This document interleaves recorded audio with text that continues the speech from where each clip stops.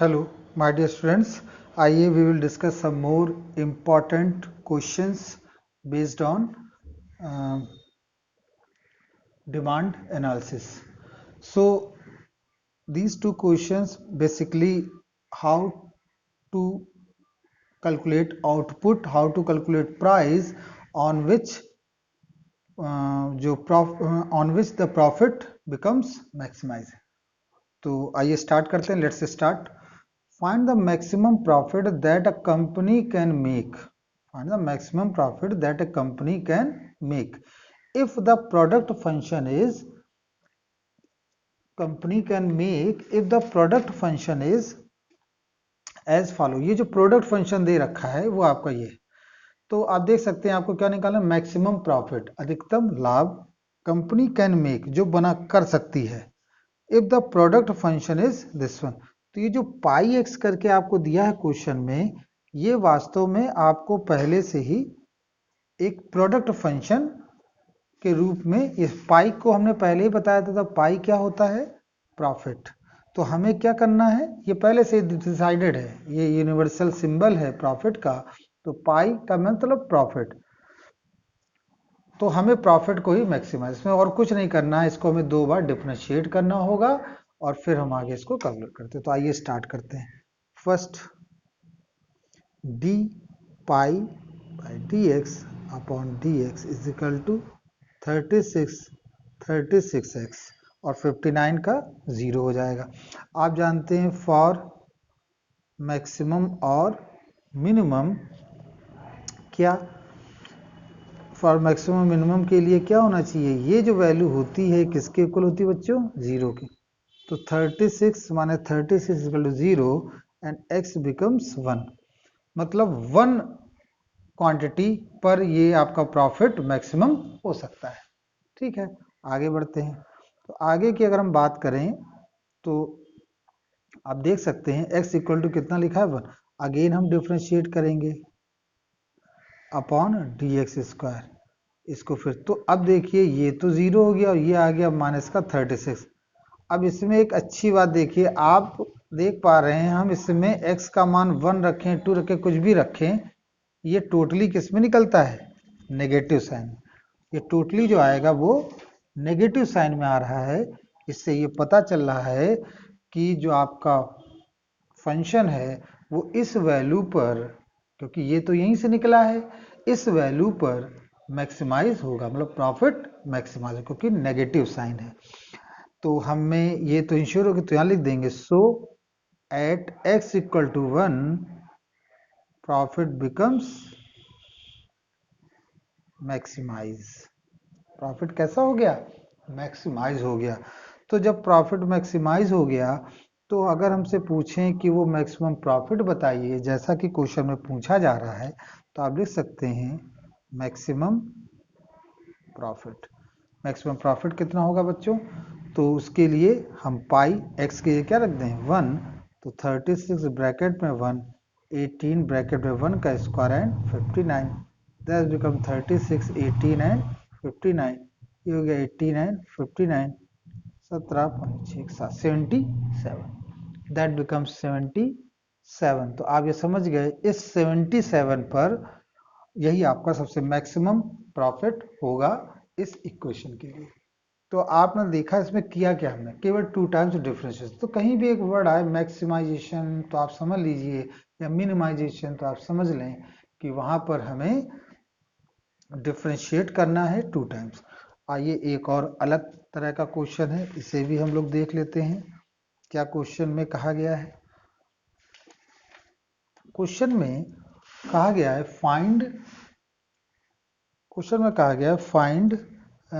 Find profit maximising output. यहाँ पर Q की वैल्यू पूछ रहे हैं, और जबकि यहाँ पर क्यू की वैल्यू पूछ रहे हैं, जबकि इफ प्राइस क्यू पी जो है वो क्यू स्क्वायर प्लस 43 है और कॉस्ट है ये. तो ये हो गया आपका डिमांड फंक्शन और ये हो गया आपका कॉस्ट. तो डिमांड फंक्शन और कॉस्ट ये दिया है, तो सबसे पहले चूंकि हमें बताना क्या है, प्रॉफिट मैक्सिमाइजेशन. तो प्रॉफिट का संबंध तो रेवेन्यू से होता है, तो हम यहाँ पर क्या निकालें, रेवेन्यू की बात करें. तो सबसे पहले तो हम टोटल रेवेन्यू को कैलकुलेट करें और उसी को 2-3 बार डिफ्रेंशिएट करेंगे। ठीक है, तो ये हमारा यहाँ से कॉन्सेप्ट क्लियर हुआ। लेकिन हमें ध्यान क्या रखना है, हमें यहाँ ध्यान रखना है कि जो हमारा प्रॉफिट जो हम निकालेंगे, अब एक चीज और देखिए, यहाँ पे क्या लिखा, मैक्सिमम प्रॉफिट। तो मैक्सिमम प्रॉफिट के लिए जरूरी है कि हमें रेवेन्यू का पता चले, और रेवेन्यू दो तरह से निकलता है। जो प्रॉफिट दो तरह से निकलता है। प्रॉफिट के लिए जरूरी क्या है कि टोटल रेवेन्यू में से टोटल कॉस्ट घटाई जाए। बात समझ आ रही है? तो आइए इस क्वेश्चन को सॉल्व करते हैं। सबसे पहले तो ये प्राइस दिया है, इस प्राइस से, ये जो प्राइस है, इस प्राइस की मदद से हम निकाल सकते हैं रेवेन्यू। तो हम लिखेंगे since R is equal to p q, और P की वैल्यू ये है, तो यहाँ पर देंगे क्यू स्क्वायर 43 एंड Q, ये हो गया Q क्यूब 43 एंड ये हो गया R। ये हमने R निकाल लिया, कुल इनकम ये R हमने यहाँ कैलकुलेट कर ली। अब आता है आपका, चूंकि आपको पता है कि एक तरीका क्या था कि हम पता लगा सकते थे MR is equal to MC से, तो हम यहाँ पे मार्जिनल रेवेन्यू निकालते हैं। चलिए मार्जिनल रेवेन्यू को कैलकुलेट, तो मार्जिनल रेवेन्यू कितना आएगा, DR upon Q। Total revenue को अगर आप डिफ्रेंशिएट कर दें Q के रिस्पेक्ट में, तो क्या आ जाता है, मार्जिनल रेवेन्यू ये हो गया 43, 3Q square plus 43, 3Q square plus 43। तो अब हमें चाहिए क्या, कॉस्ट के बारे में बात कर लें। तो कॉस्ट आपको यहाँ टोटल ही कॉस्ट दी है, क्यू क्वांटिटी के लिए कॉस्ट, जब क्यू क्वांटिटी प्रोड्यूस करते हैं तो ये है। तो अगर हम यहाँ पर मार्जिनल कॉस्ट निकालें तो टोटल क्वांटिटी को किससे डिवाइड कर दें, वो डिफ्रेंशिएट कर दें क्यू के रिस्पेक्ट, हो जाएगा 30Q और ये हो जाएगा 20, 30Q माइनस 20। तो ये आपका आ गया मार्जिनल, ये है मार्जिनल रेवेन्यू, ये है मार्जिनल कॉस्ट, और ये मार्जिनल रेवेन्यू। आप जानते हैं प्रॉफिट, हमें वो क्वांटिटी पता चल जाए जिस क्वांटिटी पर ये प्रॉफिट क्या है, मैक्सिमाइजेशन। तो लिखेंगे फॉर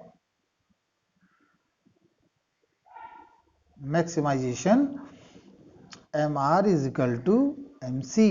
तो हम यहाँ पर क्या लिखे हैं, MR is equal to MC। यहाँ से इसको सॉल्व करें, तो जैसे ही हम इसे यहाँ पे लिखेंगे MR is equal to MC, तो MR आपको दे रखा है 3Q square plus 43 and 30Q minus 20। इसे हम सॉल्व कर लें तो आ जाएगा 3Q स्क्वायर माइनस 30Q, और ये आ जाएगा माइनस का 63 इक्वल टू 0। अब हम पूरी इक्वेशन को 3 से डिवाइड कर दें, तो Q स्क्वायर 10Q और प्लस 3 से 21। अब हमें इसे सॉल्व करना है, Q स्क्वायर 10Q, 21 को ऐसा सॉल्व करिए कि 21 को इस तरह से हल करें कि हमारा 10 आ जाए। ये क्वाड्रेटिक इक्वेशन है। अगर आपको क्वाड्रेटिक इक्वेशन नहीं आती है तो आप 9th क्लास के वीडियो को देखिए, वहां पर मैंने क्वाड्रेटिक इक्वेशन को बहुत अच्छी तरह समझाया है, तो आपको वहां से क्लियर हो जाएगा। तो ये हो गया Q square minus 7Q plus 3Q plus 21 equal to 0। Q common ले लिया, और यहाँ पर 3Q कॉमन, यहाँ पर 7 कॉमन ले लिया, 3 कॉमन ले लिया, तो ये आ जाएगा Q minus 7 and Q minus 3 equal to 0। Q is equal to 3 and 7। तो आपके कितने मान लिखिए, आइदर 3 पर और 7 पर आपका ये जो है वो मैक्सिमम होगा, मतलब 3 क्वांटिटी पर भी वो मैक्सिमम दिखाएगा और 7 क्वांटिटी पर भी वो मैक्सिमम दिखाएगा। तो अधिकतम लाभ के लिए उन्होंने यहाँ पे जैसे पूछा कि किस पॉइंट पर मैक्सिमम लाभ होगा। अब यहाँ पर एक केस ये बनता है, यहाँ पर देखिए Q की वैल्यू 2 आई हैं, 3 और 7, तो 3 पर भी मैक्सिमम है और 7 पर भी मैक्सिमम होगा। तो Q के यहाँ 2 मान निकले। अब इनमें से कौन सा करेक्ट है, एक मान होता तो फिर कोई दिक्कत नहीं होती, लेकिन यहाँ 2 मान आए हैं, इसलिए हमें यहाँ पर ये जो आपका टोटल कॉस्ट का जो फंक्शन है उसे हमें डिफरेंशिएट करना पड़ेगा। मतलब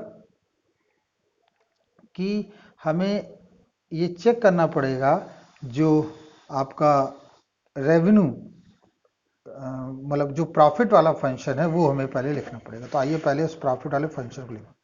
तो पाई इज इक्वल टू क्या होता है, पाई इज इक्वल टू होता है total revenue minus total cost.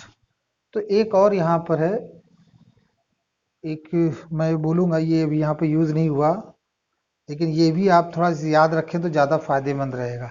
क्या कि d2y upon d q square, pi जो है वो प्रॉफिट है, प्रॉफिट को 2 टाइम जो डिफ्रेंशिएशन होता है वो actually marginal revenue upon d Q minus marginal cost upon d Q. ये आप कहेंगे ये तो सर बताया नहीं गया, बिल्कुल नहीं बताया गया, लेकिन आप जरा गौर से देखिए, पाई इजिकल टू क्या होता है, total revenue minus total cost होता है। इसको एक बार डिफ्रेंशिएट कर दो, डी पाई अपॉन डी क्यू क्या हो जाएगा, टोटल रेवेन्यू को आपने डिफ्रेंशिएट किया और टोटल कॉस्ट को भी आपने क्या किया, डिफ्रेंशिएट किया। ठीक है, तो ये देखिए T C upon d q. फिर टोटल कॉस्ट क्या बनता है, वही तो टोटल रेवेन्यू को डिफरेंशिएट करेंगे मार्जिनल रेवेन्यू आता है, और टोटल कॉस्ट को सॉल्व करके क्या आता है, मार्जिनल कॉस्ट आता है। तो ये था आपका डी पाई अपॉन डी क्यू। लेकिन अगर हम इसे फिर डिफरेंशिएट करें तो देखिए क्या निकलेगा, ये अब मार्जिनल रेवेन्यू को फिर से आप डिफरेंशिएट कर रहे हैं, तो ये आया मार्जिनल रेवेन्यू, और दूसरा आपने फिर से मार्जिनल कॉस्ट को डिफरेंशिएट किया। तो कुल मिला के ये जो लिखी है ये इक्वेशन बहुत सिंपल है, इसमें कहीं कोई दिक्कत नहीं आनी चाहिए। तो मार्जिनल रेवेन्यू को हम फिर से डिफरेंशिएट करते हैं। तो जब हम मार्जिनल रेवेन्यू हमारा कहाँ है, मार्जिनल रेवेन्यू ये था हमारा, तो इसको जब हम सॉल्व करेंगे तो आएगा 6Q यहाँ से मिलेगा 6Q, और मार्जिनल कॉस्ट को जब डिफरेंशिएट करेंगे तो आएगा 30। तो इस तरह से आपके आएगा 6Q माइनस 30। अब इस पर हम ये चेक करेंगे कि हमारा ये फंक्शन मैक्सिमम है कि नहीं है। तो आइए इस न्यूमेरिकल को आगे देखिए, थोड़ा सा इम्पोर्टेंट और अलग तरह का न्यूमेरिकल है, आइए इसको देखते हैं। इसमें हम ये वैल्यू पुट करेंगे, और जिसके लिए वो d2 pi upon d q square and q is equal to 3। तो जैसे ही आप यहाँ 3 रखेंगे इस इक्वेशन में, तो आएगा 18 माइनस 30, और ये आया माइनस।